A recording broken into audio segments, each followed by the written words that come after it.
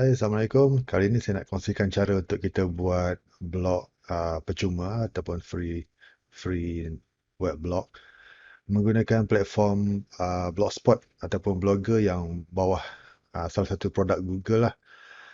Pertama sekali kena ada akaun Gmail lah. So kalau belum ada, sign up akaun Gmail. Saya rasa kalau semua yang pakai handphone Android, rasanya sekarang hampir semua orang dah ada akaun Gmail kot rasanya kan. So pergi ke laman web ni blogger.com, kemudian klik sign in dan kita sign in guna kita punya akaun Gmail tu lah. Okey. Lepas dah sign in dekat platform ni, dia terus tanya kita punya, kita nak buat blog tu tajuk apa. Contoh macam ni saya nak buat, untuk projek ni mungkin saya buat blog travel lah kan. Contoh blog travel. JomGeek travel contoh kan. Okey, next title dia. So blog address kita akan jadi nama yang kita pilih dan .blogspot.com lah, sebab ni yang percuma punya. So kita akan guna dia punya subdomain lah. Ni dia panggil subdomain. So kita pilih jom travel, tengok dah ada orang ambil tak. Ni dah ada orang guna. So kalau dah ada orang, kita kena pilih yang lain lah. Saya letak JomGeek travel. This blog address is available. Okay, boleh teruskan. Next. Ini nama penulis yang akan timbul dekat kita punya blog nanti. So saya tulis post. Okay, klik finish. So kalau ni baru tutup lah. Okay, sekarang blog kita dah ready. Kita dah boleh view tapi tak ada content. Kita boleh ke sini, view blog. So blog kita dah ready dan dah boleh access lah URL ni. Cuma belum ada content. Saya akan letak satu content, dua content dulu lah. Post pertama. So letak gambar sikit. Sini kita boleh letak lah apa, formatting apa semua kan. Okay, okay. Dekat bahagian tepi ni kita boleh letak labels kepada setiap post kita lah. Label ni fungsi dia macam kita nak letak tag ataupun nak categorizekan kita punya post lah. Contohnya macam post ni mungkin kita pasal apa, review hotel ataupun macam makan ni kan. Contoh macam post pertama ni saya nak letak kata ini pasal hotel contohnya. Okay, label hotel, publish. So dekat blog kita nanti akan timbul macam ni lah.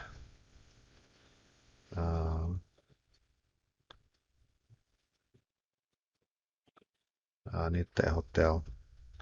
So nanti bila kita dah banyak post pasal hotel kan, bila orang nak baca semua berkenaan dengan hotel, orang klik hotel ni, dia akan tunjuk semua post yang berkenaan hotel lah. Kemudian dekat blogger ni jadi dua post format, iaitu satu post, lagi satu nama dia page. Post ni untuk yang benda yang sentiasa berubah-ubah. Macam kita post, kita post yang baru, dia akan post lama dia akan turun ke bawah, post baru dia akan naik ke atas. Tu saya buat post baru pula, new post. Cari gambar. Okay, pinjam gambar ni sekejap. Copy image link.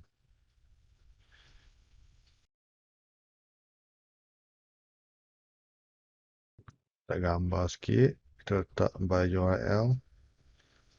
So kita boleh paste URL, kita ambil dia. Kemudian resize lah. Nak resize small sikit ke. Gambar ni besar sangat pula. Okay. Sini kata saya letak label melancong.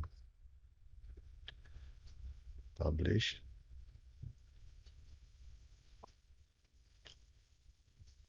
Macam tu kan. So format blog dia macam ni lah.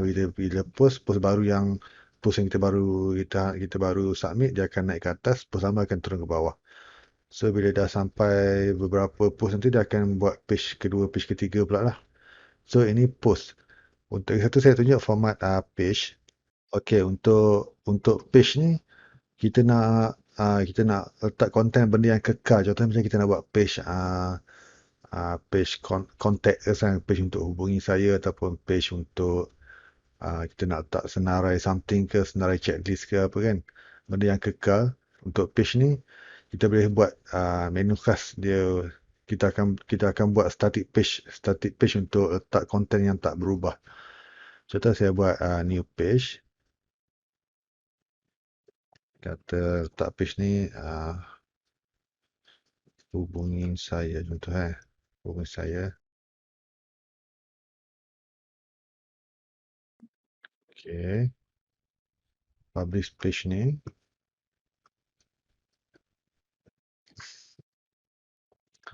Okay, saya dah buat page kan. Cuma dekat apa template ni dia tak tunjuk, dia tak automatic tunjuk lagi page tu. So kita terus pergi tengok bahagian theme ni. Kita ubah theme dulu lah. Ni theme yang default dia bagi. Kita boleh pilih theme lain. Saya ambil style lama sikit lah. Okay, simple block contoh ni kan. Sebab dia ada macam menu kat atas tu, saya try ambil yang ni. Apply.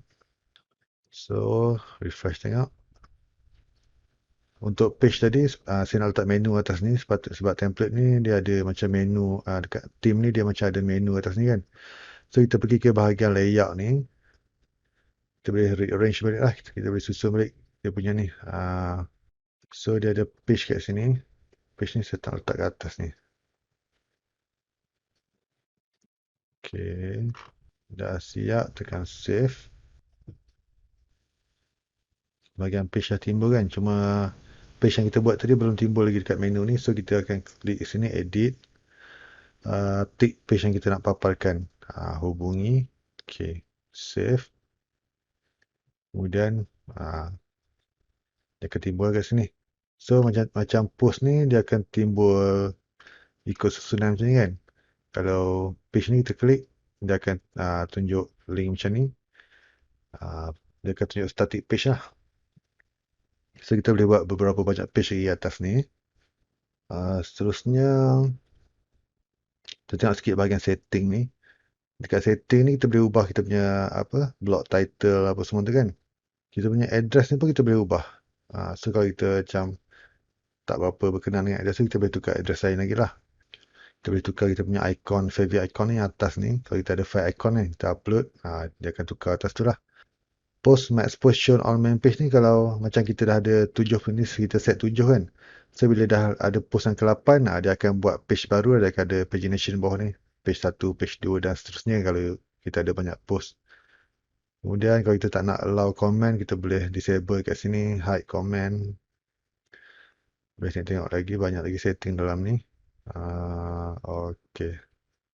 Okay. Lepas tu untuk monetization pula, kalau kita blog kita dah makin ramai visitor kan, dekat earning ni kita boleh klik untuk enable account AdSense lah. So blog tu dah cukup matang, dia AdSense akan approve lah. Untuk statistik, bila dah ramai visitor, dia akan tunjuk statistik lah sehari berapa, sebulan berapa visitor. Ini untuk bahagian statistik visitor kita punya blog. Kemudian saya tunjuk bahagian, nak fokus sikit bahagian post ni. Dekat bahagian post ni kita boleh ikut kreativiti kita lah. Kita boleh letak konten macam gambar, kita nak embed video YouTube. Sebab nak buat blog ni ada yang nak buat blog pasal travel, ada yang buat blog pasal pendidikan kan, macam cikgu nak buat blog untuk pendidikan kan. So kita boleh letak lah, tak semestinya kita letak teks saja. Macam ni teks kan. Kita boleh letak image, kita boleh letak video YouTube. Kata kat YouTube kan kita boleh terus cari video sini. Kata saya nak search JomGeek HTML. Kita boleh terus embed lah. Kata saya ambil bahagian satu, select. Ataupun kita pergi ke YouTube dan kita pilih video yang kita nak. Contoh macam yang kita ambil sini lah, share. Kita ambil embed ni. Dan kat bahagian ni, kat bahagian post ni kita boleh klik ke sini, ambil HTML view. Paste code yang kita dah copy tu lah, embed tu kan. Balik ke compose view balik. Dia tunjuk video video yang kita embed tadi kan. So yang saya buang.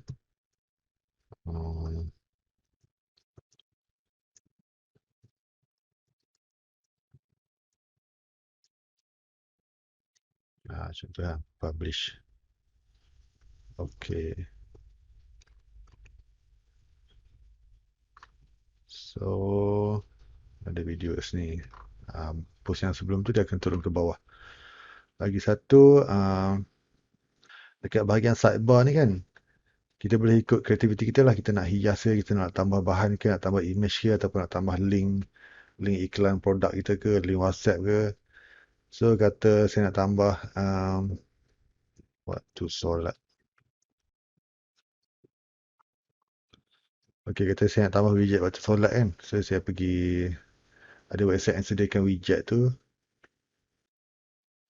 Biasanya yang sediakan widget ni dia akan bagi kod embed macam ni lah. Sama ada kod JavaScript ataupun kod iframe ni, kita klik. Kita pergi ke bahagian layout ni. Tengok balik susunan dia macam tepi ni kan. Saya ambil add gadget. Kemudian sebab ini kod HTML, so saya ambil yang ni, HTML JavaScript ni.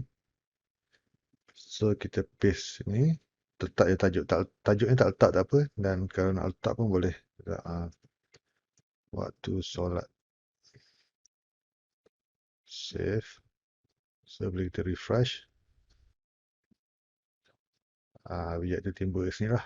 Widget waktu solat. Ada banyak kita boleh google macam clock widget for blog ataupun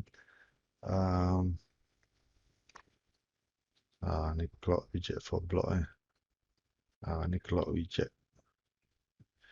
So dia akan bagi HTML code London customize sikit.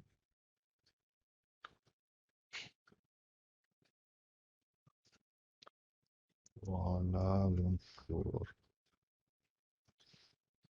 Okay, HTML code. Macam tadi juga kita copy code, lepas tu kita boleh letak sini, nak letak add widget HTML. So tak letak title tak apa, kita save je terus. So ini kita punya code yang baru kan, kita boleh rearrange, kita nak letak bawah ke, letak bawah sekali.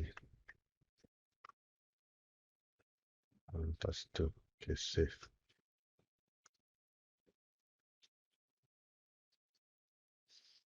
Itu widget kita. So ada banyak lagi lah widget untuk kita hias kita punya blog tu. So widget-widget ni bila kita dah add dekat kita punya blog kan. So kita dah tak perlu pergi kat layout. Dekat layout ni. Kalau kita nak edit, kita boleh terus klik kat sini. Contoh macam kat clock ni kan. Kalau kita nak edit, kita klik kat sini. So kita nak remove ke, kita nak tukar kod lain ke, ataupun kat sini pun kita boleh klik edit. So kita boleh terus edit daripada sini lah. Blog post pun kalau kita nak edit pun kita boleh terus klik kat sini juga. Klik, dia akan terus pergi ke page untuk kita edit blog post tu lah. Lagi satu perlu diingat sebab Blogspot ni dia bawah akaun Google kita. So kalau kita upload, macam kita post tu, kita upload gambar kita kan, gambar yang high quality ke, yang berat ke, yang besar kan. Size storage untuk blog ni berkongsi dengan storage kita punya Gmail, kita punya Google Photos, kita punya Google Drive. Semua tu berkongsi dalam satu akaun lah. So kalau kita upload gambar besar dekat blog ni, dia akan effect storage dekat tempat lain jugalah. Macam untuk free account sekarang, Gmail Google bagi 15 GB. So kalau kita upload gambar banyak-banyak dekat blog ni, dia akan berkurang daripada storage tu jugalah. So kalau kita upload dekat Google Drive, dia akan effect daripada 15 GB tu juga. Kalau kita ada email banyak dalam kita punya inbox, banyak attachment, banyak gambar semua dalam email, dia akan effect dekat storage 15 GB tu juga. So semua produk Google ni berkongsi storage dalam satu account tu lah. Saya rasa itu saja untuk tutorial buat blog pendidikan blogger ni. So kita jumpa lagi di video akan datang. Selamat mencuba. Assalamualaikum.